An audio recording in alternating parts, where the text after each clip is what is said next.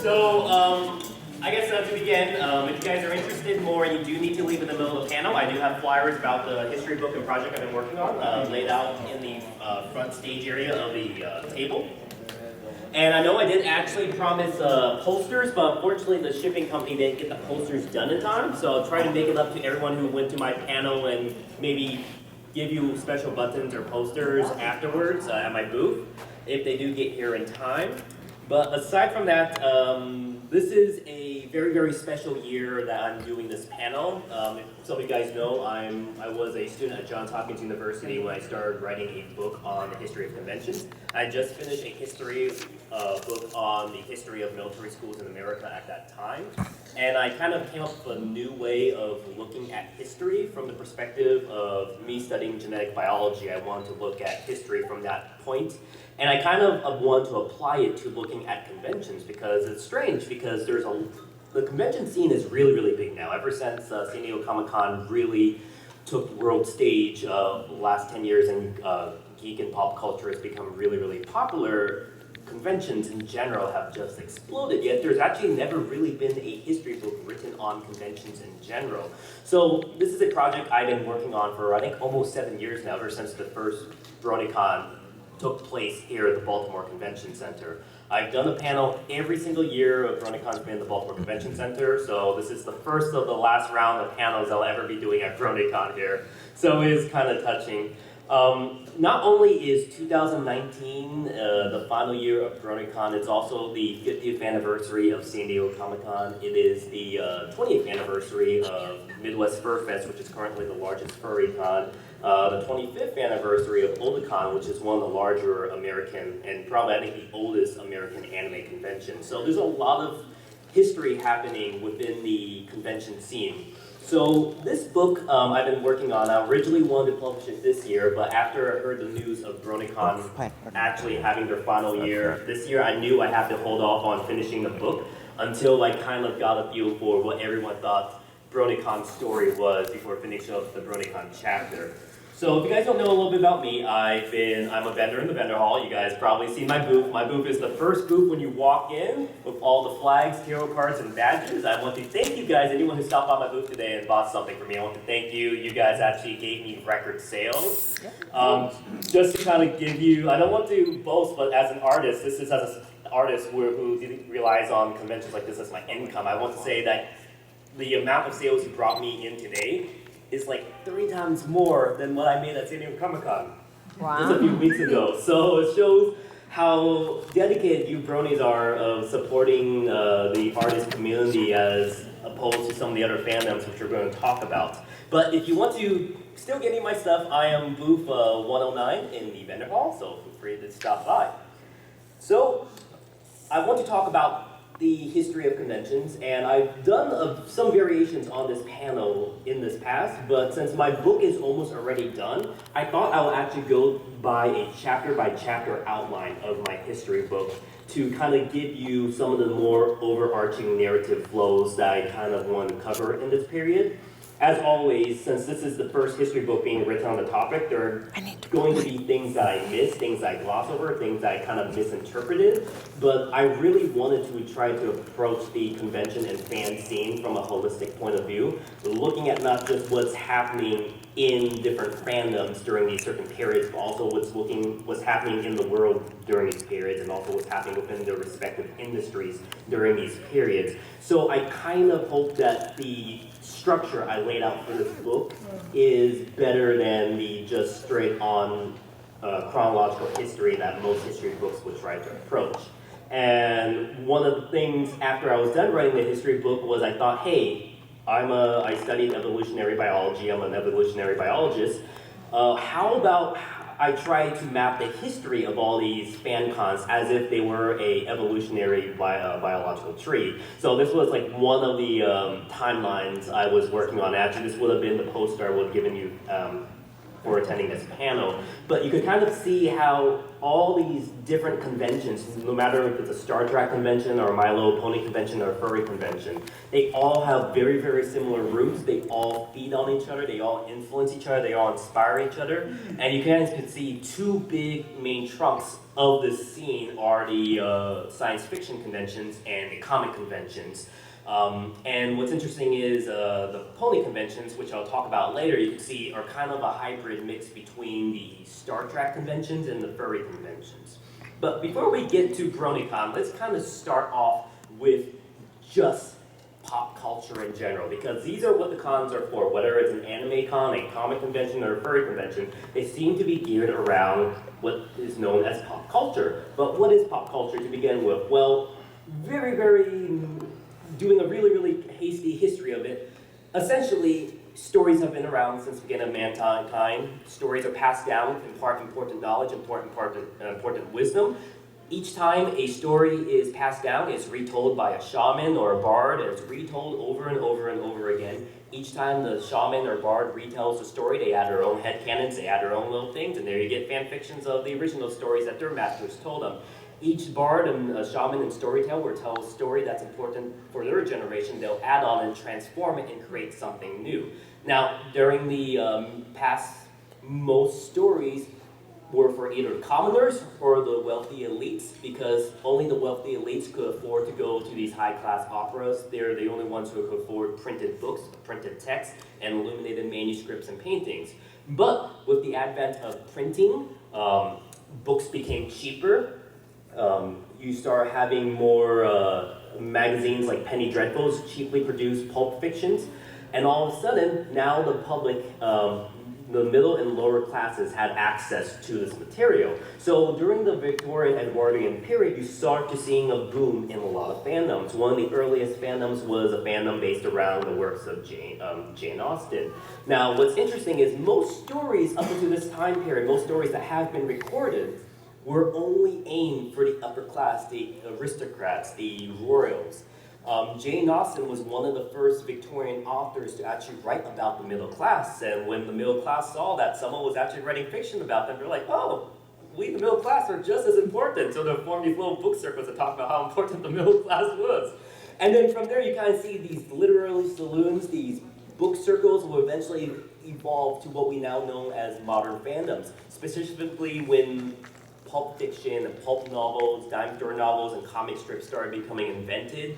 Of course, you have Sherlock Holmes fandom, one of the progenitors of all the major fandoms that we have now. They will tell their own headcanons, they'll have their own fanzines, they'll have their own mailing lists where they'll debate each other on Sherlock Holmes theories through the mail, kind of like a really ancient form of internet forums and Twitter. So you had a lot of these fandoms evolve around these popular works. And again, you could say that culture became popular during this turn of the century when technology improved to meet that point. Now, while there were book circles and meetups and stuff, it wasn't really until 1938 when a group of science fiction fans decided to gather together and say, instead of having just a one-day meetup, why don't we actually do a 3-day meetup during the weekend, and let's have one of our favorite authors come to this event. And this was during the golden age of science fiction, and what is essentially now considered the first convention, not just the first science fiction convention, but the first convention of any pop culture convention of any kind, really started with Worldcon.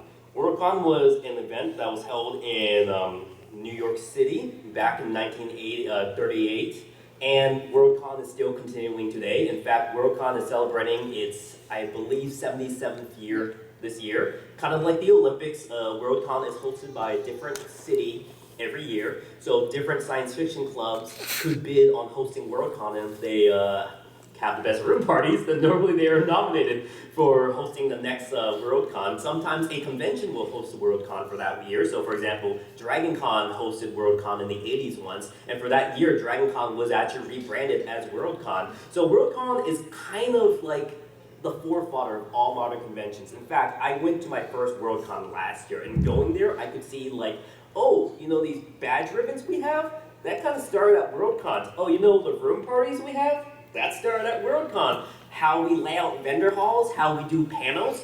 Worldcon was really the first start of doing this stuff. Now, what's important is during this period, you have what is known as the split in speculative fiction, because we think of science fiction and fantasy as two separate genres now, but back during this period, they're both considered under the same umbrella of speculative fiction.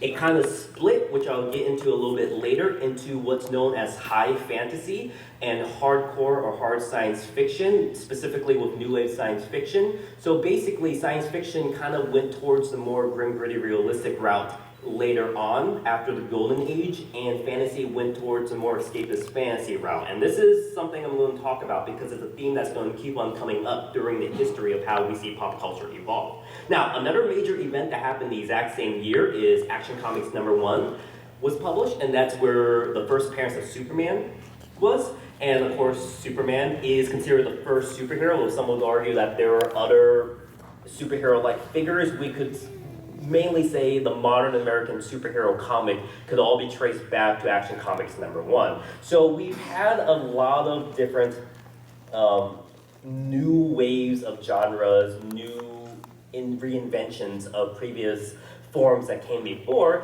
and you can kind of see where most of these early fans, the science fiction fans, the fantasy fans, and comic fans, all kind of come about towards the end of the golden age of science fiction. Now, this is where the early science fiction convention scene started. So, of course, we had Worldcon, which is the first multi-day fan event, and then we started having the West Coast version of Worldcon before it was started to be hosted by different bidding cities.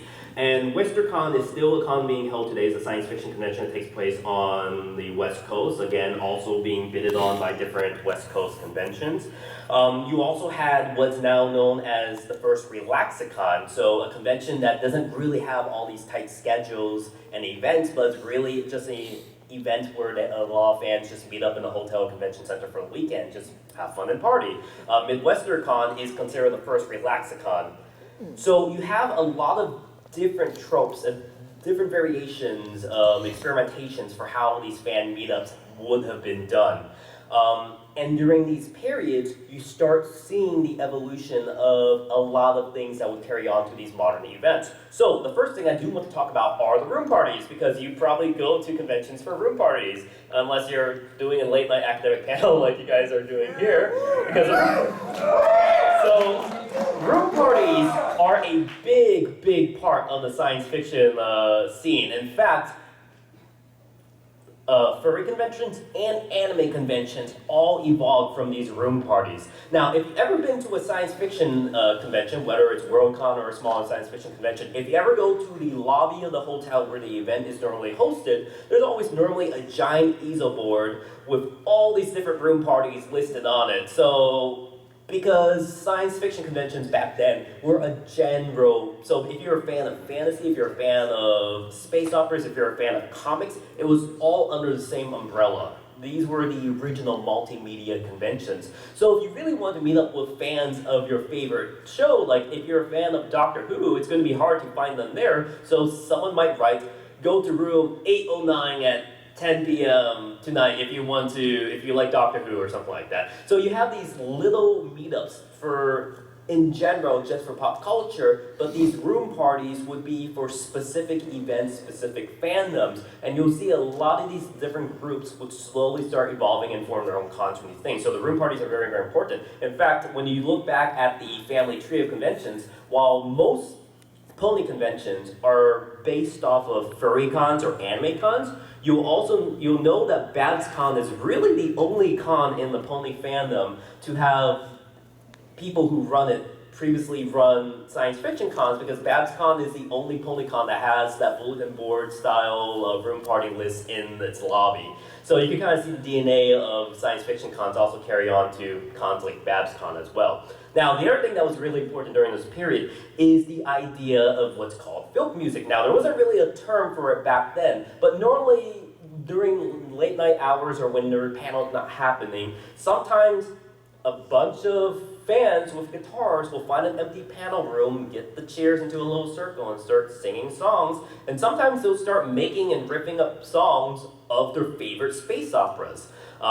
Famously, this happened with the Star Trek fandom, where they'll make their own songs. They'll find empty panel rooms, grab a guitar, and start making up songs about Kirk and Spock and the Enterprise. And all of a sudden, you had the introduction of music to the convention scene.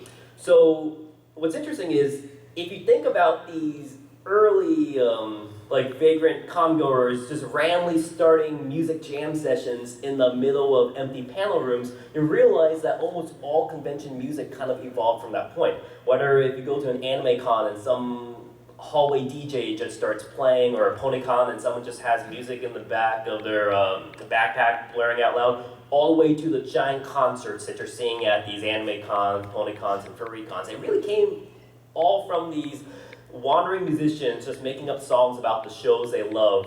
And you kind of see it today too. I went to AmberCon a few weeks ago and I just saw some attendees find the piano in the lobby of the hotel and start singing songs, and everyone just gathered around and started singing. And it's really beautiful to see that these types of traditions continue, because that's really where the music scene evolved at these cons. Now, as we move forward, we come to the new wave of science fiction and the silver age of comics. Now, this is a period where the golden age of comics ended, so a lot of veterans who came back from Europe and Japan during World War II didn't really like to see these more grim, gritty war stories that were being told, so the superhero genre, specifically with Marvel and DC, were kind of revamped. Specifically, DC decided to put some of their own favorite characters together and create Justice League of America, while Stan Lee, Jack Kirby, and Steve Ditko basically crafted a new roster of superheroes, including Spider-Man, Doctor Strange, the Avengers, and this really started what's now known as the Silver Age of comics, a lot of times considered the height of pop comic culture. And during this time period, comics now became a big enough fandom on their own, comic fans, that they could kind of gather and start their own conventions. Now, comic conventions started off very, very differently to how the science fiction con started. Comic conventions normally actually originally started with a lot of comic book dealers, people who had a bunch of comic books saying, hey, we need a place just to resell some of our old comics. And essentially they just created a dealer's hall of all their old books, and it's like, hey, let's invite some artists who are actually working on the comics to actually do on-site commissions and on-site drawings and maybe sell their original prints. And so the Comic-Cons kind of introduced the concept of the dealer's hall. So what we now know as the dealer's hall, whether it's the artist alleys where you have people working on the comics doing on-site commissions and autographs, or it's people who are reselling some of their old comics or old collectibles, you see that the comic conventions introduce this dealer hall aspect to the convention scene. Now, there's a lot of different comic conventions who try to claim to being the first one, but New York Comic Con in 1964 is mainly considered the first comic convention. Later on in 1970, you had Golden State Comic Con, which eventually became known as San Diego Comic Con. In fact, again, San Diego Comic Con is celebrating its 50th anniversary this year, but San Diego Comic Con started off as Golden State Comic Con, and both these Comic Cons started off, again, in very similar ways. Essentially one giant dealer's hall with people reselling old merch, or artists there to kind of sell stuff. Now, this is very, very important because the artist alley that was developed with the Comic Cons are going to be very, very different from the artist alleys that eventually will come from the anime con scene, which I'll talk about later. But this is also why you see, if you ever go to any comic conventions around the United States, there's a more emphasis on the exhibitor hall area than there is on panels, because this is what comic conventions were founded basically around. On the other hand, if you go to Japan, around the same time, the Japanese created their own type of comic convention called Comic-Con. And this was essentially founded as one giant artist alley that was dedicated to selling fan art. Now, in Japan, something came about called Dondinshi. Dondinshi is very, very similar to a trend that happened in the 1920s in America called the Tijuana Bible. Now, the Tijuana Bible were essentially short, little 8 to 10 page comics that were meant to take popular actors like Humphrey Bogart or fictional characters like Betty Boop, Popeye, or Flash Gordon and do little short 8 to 10 page comics, essentially fan comics of their favorite characters. Now, 90% of these things are actually all adult smut, but that's what fan art has been since the time. So if people are saying, oh, fan art today is now mostly adult, it's like, no, it's always been that way since the beginning of when fan art started. Dondenshi was a Japanese equivalent to that, so it would be 10 to 20 page little mini mangas and comics kind of dedicated to some of their favorite anime characters. And now what's interesting is, as opposed to the Artist Alley that started in comic conventions, the Artist Alleys for comic conventions were meant for people who worked in the professional comics industry. These are people who worked on the original comics or had the original licenses or IPs to do work for these characters.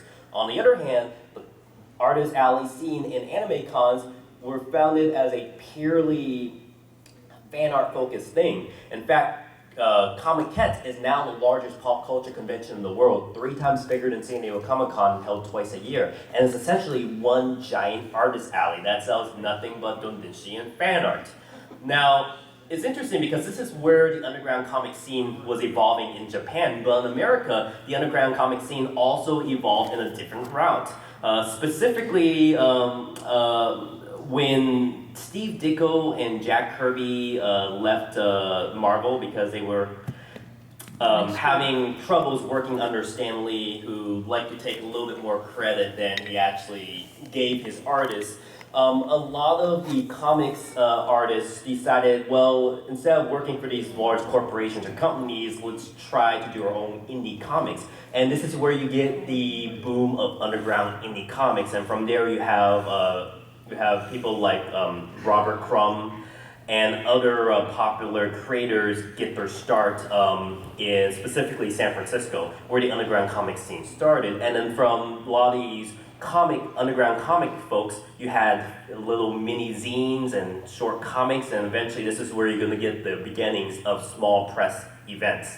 Now, let's talk about one of the major fandoms to actually have a big influence on the convention scene, and that is actually the Star Trek fandom. In fact, there are going to be really 2 franchise-specific fandoms I'm going to talk about in this book, and it's because of the big impact they left on the convention scene. One of them is the Star Trek Con. In fact, up until the modern San Diego Comic-Con became ingrained in pop culture, whenever media, the news, or fiction wanted to portray a geeky nerd convention, it was always the Star Trek convention that was being portrayed. So if you look at any like Saturday Night Live sketch, Mad TV sketch, or even Disney Channel sketch about a nerdy convention, it was always a Trekkie con. Now, what's interesting is Star Trek actually was first announced at a convention. It was Gene Roddenberry who promoted his new show at Worldcon, saying, I have a new show called Star Trek coming out. And they're like, oh, that's kind of interesting. So this is where we start seeing the fan gatherings, these conventions, start having an impact on the industry. Because if you think about it, before the advent of the internet and Twitter, the only place where people working in the professional industry and fans of these works could meet were at these conventions. And so now you're starting to see new properties and new shows being announced at these events. Of course, if you were at San Diego Comic-Con a few weeks ago, you'll see that's when Marvel gets on the stage and announces, oh, these are the new movies we have. This is when DC gets on stage saying these are the new comics that we have. Well, it was really these early conventions that made people realize why this works and why this is popular. So Star Trek was promoted at a Worldcon event, and all of a sudden within a year, the fandom became so big they already had their own term for them. They were called Trekkies. And yeah, so this is where the Star Trek fandom started having a big influence. So slash culture was started around, well, slash culture has always been around. If you ever look back at these old Greek myths and Chinese myths where the storyteller would retell the story but ship their favorite gods together, slash have always been a part of culture. But modern slash, you could say, got started. In fact, the term slash got started within the science fiction scene, specifically within the Star Trek scene. Specifically, Kirk and Spock were a common pairing, probably the original modern pairing that people would ship together. Star Trek became so big that they actually outgrew these science fiction cons and were able to have their own Star Trek specific con. Now this is very, very interesting because up to this point, we've only ever had cons for specific genres or industries. So you really only had cons for like horror events or fantasy and science fiction, or you even had cons for just comics. There have never really been gatherings of this kind for one specific franchise, but Star Trek was really the one to get this ball rolling. Another event that started out around the same time was Gen Con. Gen Con is now the largest tabletop gaming convention. Gen Con is where a lot of tabletop gaming comes from.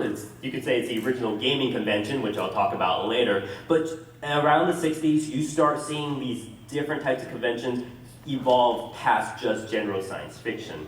Now, let's talk about Hollywood blockbusters and the Bronze Age of comics, because this is where things start tumbling really, really fast. So, big thing that happened during this period is, of course, Star Wars was released. Star Wars had a big impact on how movie studios were doing things, because back then movies were really more artsy projects that were done by directors and studios. There was not really a chance to actually make money on these things. They were just artistic endeavors, and all of a sudden you had Star Trek raking in a lot of money. They're like, oh wow, we can actually make money off movies? That's crazy. So you started seeing a shift in the studio system after Star Trek, after Star Wars, and then Jaws and all these big blockbuster films started coming out, specifically Star Wars and Jaws by Lucas and Steven Spielberg. Blade Runner, of course, was another big film around this time. So now science fiction is becoming more ingrained within the general populace. And this is where the idea of, now that there are more interest in science fiction properties, you have more fans of Star Trek and Star Wars, now more people are willing to go to these events. So a lot of these cons start outgrowing their spaces, so these cons would now instantly expand to now encompass these new rise of Star Wars fans, and then they will have to eventually either grow or die or split up. And again, this is what, like with the MCU making the public more interested in comic book culture and superhero culture, you kind of see all a boom in attendance at the comic conventions. Very similar thing happened to the science fiction conventions with the rise of blockbuster science fiction films like Blade Runner and Star Wars. Now, of course, this is where the hero's journey basically took hold, because George Lucas repopularized the concept of the hero's journey, so you saw the formula repeated a lot during fiction around this time. On the other hand, this is where the comics age, Silver Age, gave way to the comics Bronze Age. While the Silver Age were kind of more silly heroics, the Bronze Age started to deal with more realism, dealing with sexism, racism, classism. You start seeing more gruesome deaths, things that were no longer camp but more realistic. So you started seeing a shift across the board in all these other mediums. And we, of course, get to the 80s, where we have fantastic works like Alan Moore's Watchmen, which really, really changed the game. Of course, if you guys have ever been to my other panels, I could probably talk hours on Alan Moore and Watchmen and what that did to the industry, but we're going to just quickly gloss over what Watchmen did. It revamped the industry. It's the first time a comic book was ever considered high art, because up to this point, comics were considered just mere product. It was not on the same level of literature, painting, and eventually cinema was risen to that level, but comics were never really considered in that area until Watchmen came out. Watchmen is the only graphic novel to be nominated on Time's 100 top novels. Watchmen also started winning a lot of awards, so Watchmen won the Hugo Awards. Watchmen was nominated for all these awards that comic books were never really awarded, and we'll get back how that affected the award scene in the convention scene. But Watchmen essentially changed the game. What Watchmen did through comics eventually gave way to what's now known as the Dark Age of Comics. And in Japan, Evangelion tried to do a very, very similar thing to Watchmen did, but it had its own different backlashes. But essentially, a lot of things happened, and with what Watchmen did, it gave way to the 90s, where we now entered what's now known as the animation renaissance. This is when Disney, looking at the works of Miyazaki, again, Evangelion was kind of a reaction to works like Akira and the works of Miyazaki. While Disney was looking at these things, they tried to revamp how they told stories, and that gave way to the Disney Renaissance. A few years later, John Kay created Ren and Stimpy, looking back at the golden age of animation, because during this time period in the 80s, animation were essentially made just to sell products like He-Man toys or G.I. Joe toys or My Little Pony toys. And they were done as cheap, crude toy commercials, essentially. The animation was stiff, it wasn't as lively as the Looney Tune and Mickey Mouse cartoons during the animation golden age. So John K. is like, let's bring that back. Ren and Stimpy was really one of the first works that kind of brought about what's now known as the animation television renaissance. Of course, that's where Lauren Faust got her start. She's guest at this con. But a lot of different things happened around this time period, and then anime. So anime was building up around this time. You would have a lot of these science fiction cons and general conventions have larger and larger room parties for something called Japanimation, because back then there wasn't even a term for anime, it was just called Japanimation. And eventually it got to the point where these room parties are overflowing, you're like, we are big enough, we could start our own convention. So all these anime fans, these otaku, decided to form their own conventions.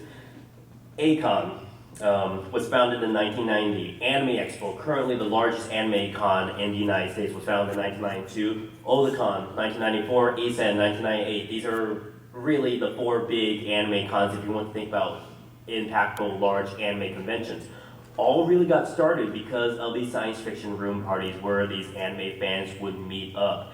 And this was around the time when dubs were making their way to Japan, to America. So you had a lot of important works come to America, including Dragon Ball Z, Sailor Moon, Pokemon, Digimon. So you had this new wave of dubs really sparking interest in anime, and again, like what happened with Star Wars and Star Trek with the science fiction convention scene, this new wave of anime fans started going to these anime conventions and then made them essentially blow up around the same time. On the other hand, you had a fandom that wasn't based around any specific franchise or property. These were just people who were fans of anthropomorphic animals. They didn't even have a term for what they were called back then. They just knew they liked shows like Mickey Mouse cartoons or comics or novels that had anthropomorphic animals. They didn't know why, it was just something they specifically liked. There was no specific genre, no specific franchise that united these people. They were just essentially all fans of anthropomorphic animals. So they started having room parties at these events. If you like these anthropomorphic animals, come to our rooms. And really one of the first, what's now known as the furry room parties, got started at San Diego Comic-Con and WesterCon. This is where eventually the term furry was coined, and eventually, like with the anime cons, in fact, before the anime cons, these furry room parties would overgrow the sizes of these suites that they were like, we are big enough, we could start our own convention. And in 1989, Conference, the first furry convention, was founded. And since then, you start seeing this whole entire wave of furry conventions being created, including Anthrocon, which was formerly the largest furry convention. It was just recently upseated by Midwest Fur Fest, which is currently the largest furry convention. And these furry scenes, it was kind of interesting because unlike these other conventions, so if you look at the Trekkies, the science fiction fans, the anime fans, they were met with skepticisms by the public and the media at large, but they were more or less, these fans of these and congoers of these properties were more or less just essentially summarized as virgin man children who had no lives and that's all they cared about. On the other hand, oddly enough, it was the furries that got the opposite end, where these are crazy sexual deviants who do these events for raunchy stuff. It's like, okay, that's kind of strange, because if you think about anime cons, they actually sell like yaoi and donkeys, and it's the furries who are getting the other end of the stick. So furry cons, they got started based off, they used science fiction cons as their models, but when the media started really attacking them, if you looked at news reports and news articles during the 90s, they were really, really harsh on the furry community. The only thing the furries could do is essentially close themselves off to the larger community. So the furry scene eventually said, okay, no press is allowed in, no media is allowed in. If you're not a furry, sorry, we can't have you in, we can't have you making fun of us. So the furry scene essentially closed itself off. And eventually now the furry scene is opening itself up to the public and slowly integrating itself into the modern scene. But if you ever, even going to these larger furry conventions like BronyCon, you'll see that their system is very reminiscent to 90s style science fiction cons. It's because they close themselves off so long from the wider convention scene that they are still kind of a few years back in terms of updating how they do things. Like if you've ever seen how they do the reg lines, their panels, their dealers layout, is very, very, again, reminiscent to these science fiction conventions. But science fiction cons are normally very small, and now these furry conventions are now hitting 4K to some even hitting 10K, and these old models do not work. So you kind of see a lot of furry cons going, if you ever look at Twitter, there's a lot of drama about how a lot of these furry cons are run because they haven't really updated their systems, and now they're trying to do that now. But the furry scene basically got started from these old science fiction con room parties. Okay, had to quickly go through a lot of these things. A lot of new cons started popping up around the 90s. WonderCon, DragonCon, Flare is another thing that got started, the security for most science fiction events in the San Francisco Bay Area. A lot of stuff happened around the same time. You had Harry Potter, you had Lord of the Rings winning the Academy Awards. So you had a lot of pop culture becoming now more ingrained within the society. So one big pop culture magazine, so people wanted to start making money off pop culture. When pop culture magazine started around this time was Wizard Magazine. Wizard Magazine was a comic-specific pop culture magazine that would talk about the prices of different comic books and the value, and just articles specifically geared to comic fans. They also noticed how the cons were doing really, were also a potential source of revenue and interest for them. They actually bought Chicago Comic-Con, and actually that was the first and what's now known as the Wizard World Cons. In fact, if you've been to any Wizard World Con, you'll know that they essentially buy up a previously existing con, just brand it with the Wizard World logo. We're going to get a bit on that later on how these large medias start trying to enter the convention scene. But for now, we're going to quickly talk about the awards are being held. Now, if you know the Hugo Award and the Nebula Awards are considered the premier awards within the science fiction community.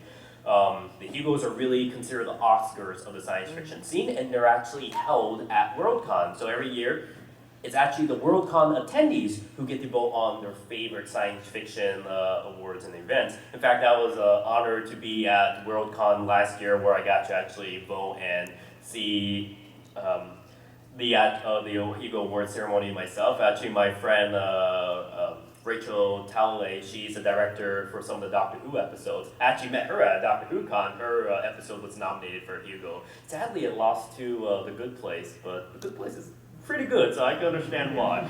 But you start seeing these awards being formed. Now, when things like Watchmen start winning Hugo Awards, that kind of throws things off. Or when Sandman won the award for Best World Fantasy Award, the fact that comics started winning literary awards started scaring some of the old school science fiction scenes. So the comics guys were like, okay, if you guys don't want to nominate us or treat us as a legitimate genre, we're going to create our own awards. So you had the Kirby Awards start at San Diego Comic-Con, eventually splitting into the Eisner Awards, which are still held at San Diego Comic-Con, and the Harvey Awards, which are formerly held in the Baltimore Comic-Con, and now it's held at New York Comic-Con.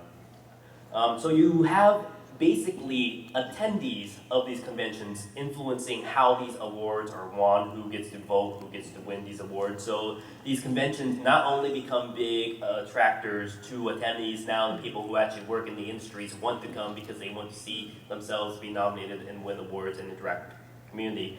All right, I'm going to quickly go through things, but you know, of course, the internet came about during the 90s as well, and that's where we get things like fanfiction.net and places where people could post their own fanfictions. You also have the birth of webcomics being started around the same time. Of course, Penny Arcade is one of the first webcomics to really get its ground, and they eventually created their own convention, we now know as PAX, which is considered one of the mainstream gaming convention. And of course, you had trade, that's the other thing I want to make a difference. There's a difference between trade shows and there is a difference between conventions. There is a thin line of difference between the two. But most gaming trade shows eventually started evolving to gaming conventions. I think E3 is a good example of that. But you had the internet and video games essentially impacting the con scene. And we're going to quickly go through a period I call the Great Recession. This was a period when, after the animation renaissance, you know, when animation wanted to go back from the stale, bland, cookie-cutter, flat formula that it had in the 80s, and it went through the more lively stuff. Well, it went back to that in the form of crude flash animation. So you had a lot of people growing up with the animation renaissance, all of a sudden seeing these Seth MacFarlane style shows and like, oh, this is not really good. You also see media properties trying to bank on nostalgia. So you had Hasbro saying, oh, Transformers were popular in the 80s, let's reboot Transformers or Michael Bay and stuff like that. And they're like, hey, can we reboot My Little Pony? Well, let's wait a few years on that. And so you see the convention scene start shifting to trying to get these large industry attentions. Now this comes to 2007, where everything really started to change, because before this point, most, like I said, conventions were mocked. If you look at any media property, whenever they talked about conventions, it was for, you know, the weirdos, the oddities. These are where the outliers of society would gather. But all of a sudden, you have a big movie star, an A-list movie star, Robert Downey Jr., come to San Diego Comic-Con to promote his new movie, Iron Man. Everyone's like, movie stars at a comic event? That is very, very strange. And the ticket sales showed, because after Robert Downey Jr. came to San Diego Comic-Con to announce that he was Iron Man, all of a sudden, San Diego Comic-Con would continuously be selling out tickets year and year after that. This is when the equilibrium desaturation point hits, and all of a sudden, convention scenes, pop culture was no longer considered for the outliers, for the nerdies. This was for everybody. And you start seeing that shift. So no longer were they treated like crazy people, treated like nerds. All of a sudden, everyone was trying to bank on it. Now you had like loot boxes and loot crates trying to market to the pop culture scene. You had Funko Pop. You have all these podcasts and networks, YouTube channels based around nerd and geek culture. It was really that point when the convention scene went from being something for just the weirdos and oddities to all of a sudden everyone is now going to these conventions. And that leads us to why we're all here. Lauren Faust. So, as I say, playing Seth MacFarlane and Johnny Test for what's now known as the animation recession. Who's going to bring us back up? Two important animated shows, Adventure Time and Lauren Faust's My Little Pony Friendship with Magic. In 2010, created what I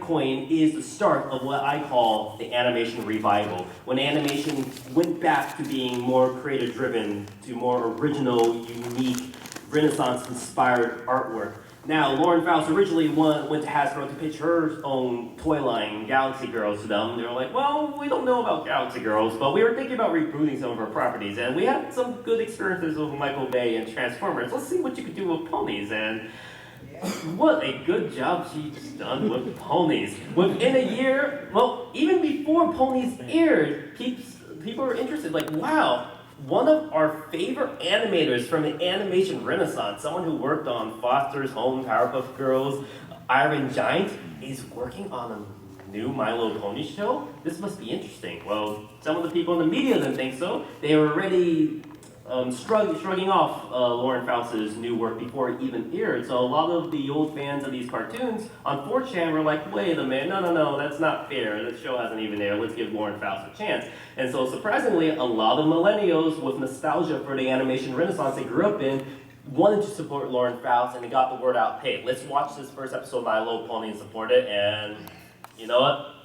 History happened. Bronies were born, and all of a sudden, within a year, we already had our first My Little Pony convention. Purple Tinker founded what's now known as BronyCon in New York City, and this is essentially, I think, the 12th incarnation of that original convention she founded.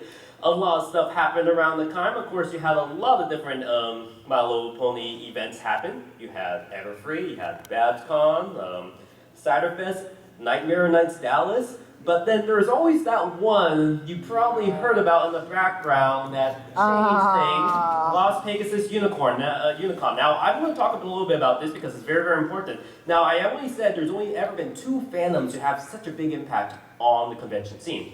The Star Trek fandom and the My Little Pony fandom, which is kind of weird because you think about it, you would assume the Doctor Who fandom, the SpongeBob fandom, the Harry Potter fandom to probably be bigger than the My Little Pony scene, but it was the Bronies who had such a big impact on the convention scene, and it really comes down to what happened at Las Pegasus Unicon. Now, Purple Tinker, who founded the first BronyCon, stated she found it as a hybrid between Star Trek conventions and furry conventions. What's specific about Star Trek conventions are, of course held around one franchise, and they always invite guests of honor from people who used to work on the show.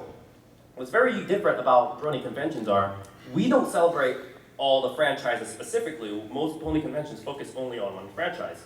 And that franchise is still going on. And that franchise only has 6 main characters who are voiced by 4 VAs. So if you want to keep those VAs happy, you have to make sure that your convention is catering to them a little bit more, because if Tabitha went to a convention, she doesn't have a fun time, she might go back to her booth and say, Ashley, I went to blank and blank con and I didn't have a good time. It's like, okay, we're going to avoid that con. So Purple Tinker, realizing this, is like, unlike the Star Trek scene where we could get any random B-list actor in the background of one random episode, we can't do that for the pony scene, so we have to kind of treat them with respect. And then Unicon happened where this would have almost all ended. Some of the biggest staffers on the shows and VAs on the show were at the con. They were almost going to be screwed over. All of a sudden, the fandom came together, united, raised money to kind of get them out of that sticky situation, which is surprising because you had people like Derpy Hooves News, Equestria Daily, Everfree Network, people who didn't exactly like each other around the same time, all come together, unite as a fandom, and bail these people out. And afterwards, and a very important new department was created. It was called the VIPR department, VIP Relations Department, because they're like, okay, we need to be careful. We have almost like 30 pony conventions happening around the United States, and we have very limited staffers and people who are handling these VAs, and we need to make sure that these VAs are being treated with respect. If you look at how most conventions ran their VIPs around this time, let's look at some anime cons where we're like, okay, we'll invite some famous people from Japan, bring them over to the United States, and they will probably have a miserable time because we're pushing them from one panel to one signing, back to the room, back to another panel, back to another signing, and they're going to have a miserable time, but we get them here once, that's fine, we can find a bunch of other people to bring back. You can't do that with the pony fandom, like we said. So let's actually treat our VAs with respect. What a novel concept. Well, after BronyCon created the VIPR department, almost every other convention, anime cons, comic cons, science fiction cons were like, okay, we need to create our own equivalent of that. Not only because of that, it's because they were all watching what was happening during Unicon. Unicon was the original DashCon, the original Firefest, the original TanaCon. All these other conventions were watching it and saying, we cannot be that. So the Bronies are now forming a VIPR department to answer to that. Let's do our own similar thing. So that's one big impact the Brony scene left on that. Let's talk about Unicon. These are some of the things. So all of a sudden, running a con became very, very popular. Like, the issue with Unicon was there were so many conventions being formed around the same time. Everyone's like, okay, let's run a con, let's run a con. It's like, okay, cons are not that easy to run. On the other hand, you had different media corporations trying to buy up fan-run cons and rebrand them. So you have something like ReedPop, which my friend Cole doesn't really like too much, but ReedPop will go around and buy up like New York Comic Con or Emerald City Comic Con. You have Left Field Media, you have Informa, you have Wizard World, like I said again. All these different companies try to buy up these conventions. So it's interesting because if you go to a fan-run convention, it might be staffed with people who are really bad in the experience, and that might cause to a lot of fires and basically cons disintegrating like we saw with DashCon. But at the same time, it's these fans who are running these cons that know exactly what the fans run. And most of these cons are where the most interesting things happen because this is where the fans interact with the fans and know how they want to interact with VAs. On the other hand, the professional run cons, most of the time you're not going to have a fire. It's going to be nice, neat, and orderly, but it becomes too sterile, too impersonal because you just go on autographs lines. Okay, you want to beat Stanley? Okay, wait in line 2 hours? Okay, talk to Stan Lee, shake his hand for like 10 seconds. Can you get an autograph? Okay, go, shoot. You can't do that. At fan run cons, you could see Stan Lee maybe at the bar, like, hey, let's chit chat, and he'll tell you some fantastic story of how he screwed over Steve Ditko. Anyways, so you have a lot of people trying to run cons, but a lot of people trying to buy up cons. So pros and cons of different pro cons and con cons, but you start seeing a lot of these fan run cons and people buying up these fan run cons starting. Now, this comes to kind of the final chapter of the book. I don't think this is really the best chapter to end on in the book, but this is the current era we're in because we have this whole entire slew of gatekeepers and different people happening trying to divide up fandoms. If you notice, there's a lot of drama happening within the different fandoms and convention scenes now. Really, one of the big things that got started was the sad puppy block voting in 2013. So some hardcore conservative science fiction fans were like, we don't like that these new progressive lefty authors and artists are winning all the Hugo Awards. So let's create a block voting system to kind of lock them out and get more conservative authors in there. And that's where you got the sad puppies and eventually the rabid puppies with these more conservative leaning authors trying to do block votings. Around the same time, of course, you had Gamergate, you had Comicgate, you had Lovecraft being removed from one of the World Fantasy Awards because Lovecraft is considered a little bit more racist in our modern times. You also had more awareness for harassment happening at cons. People used to be harassing a lot of female cosplayers and even male cosplayers, and now we're realizing that's really bad, that shouldn't happen. This came around the same time as the Me Too movement, and again, it's all one giant chain event, and all of a sudden you had people being called out. Of course, you had people who were actually active in the convention scene, like you have James Gunn, Vic Mignogna, all these people being called out for either inappropriate jokes they told in the past or things that they were actively doing at cons. Of course, the Kick Vic movement is still being held in the courts right now. And of course, on the other hand, you had the idea of trying to purge some of these bad elements, just like how the sad puppies were trying to get rid of the more leftist-leaning elements in science fiction cons. You had some in the furry fandom notice the movement of alt-right or Nazi furs being very, very popular. One of them, Rocky Mountain Fur Con, was run by a lot of people that were claimed to be Nazi furs, so you had a lot of the furry movement try to push it out. And of course, even with BronyCons like this, if there's ever a problematic person within the community, normally people will tweet it out and the convention either has to put a statement out on it or stay silent. And this has been a big controversy, especially within a lot of comic conventions and furry con scenes where there's a person who might be maybe a convicted sex offender at furry con and the furries don't want them there, but sometimes the cons won't say anything about it, while some other cons will instantly have a write-up the moment this happens.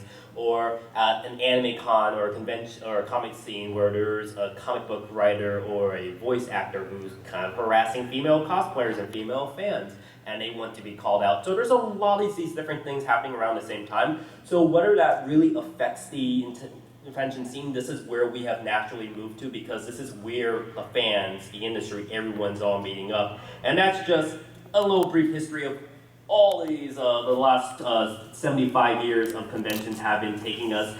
Who really realized that one small meetup in New York will eventually wind up to be influenced, eventually will become a large Brony convention like this at this point in time. So we had a lot of stuff we've covered, a lot of stuff we saw. This is just a brief overview of my new book.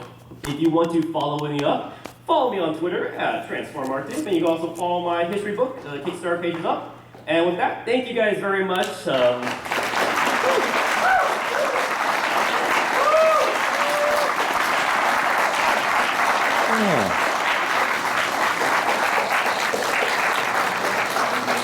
And if you guys want to talk more about convention history, I will be actually hosting the ConShare interview history panel tomorrow. I'll be interviewing 5 previous ConShares of BronyCon at 5:30 in this very room tomorrow. So be sure to check that out. And if you're more interested in me going in depth in the history of the Brony convention scene or the Brony history scene, I also have a Brony history panel taking place midnight, I believe, also around the same place. And if you want to visit me, I am at booth 109. You can talk to me about convention history if I'm not swamped by other customers. And feel free to pick up an advertisement up here on the front to learn more about that. And again, thank you very much. Enjoy your time at the final BronyCon.